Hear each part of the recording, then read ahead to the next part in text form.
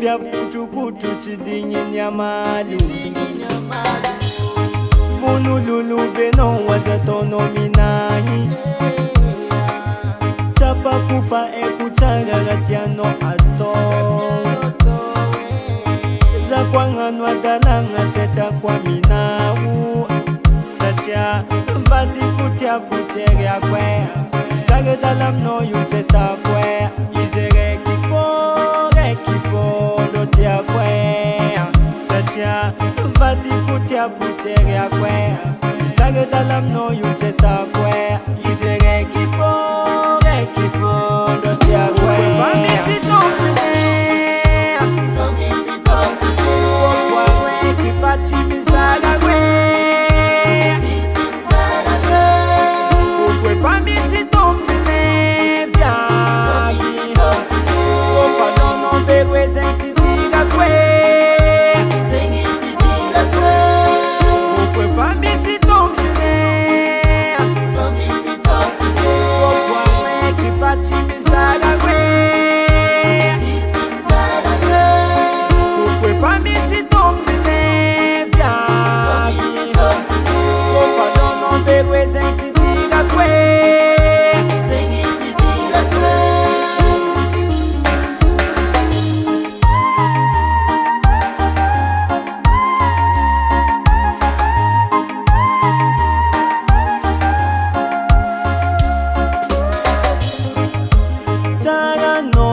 Tara minahi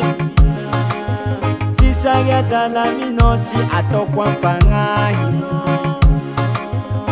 Arizik te top mamenga che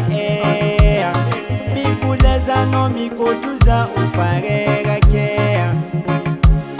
Nangano kenya no fat kifo tiak teriak Nasage dala ngagzik fano vya wap Speaker no vya famyala yo Jola be fatamanga Chivo tang na dalanga za Mangala droite fe fatis nera was no za hoa Jola be fatamanga Chivo tang na dalanga za Mangala droite fe fatis nera was no za hoa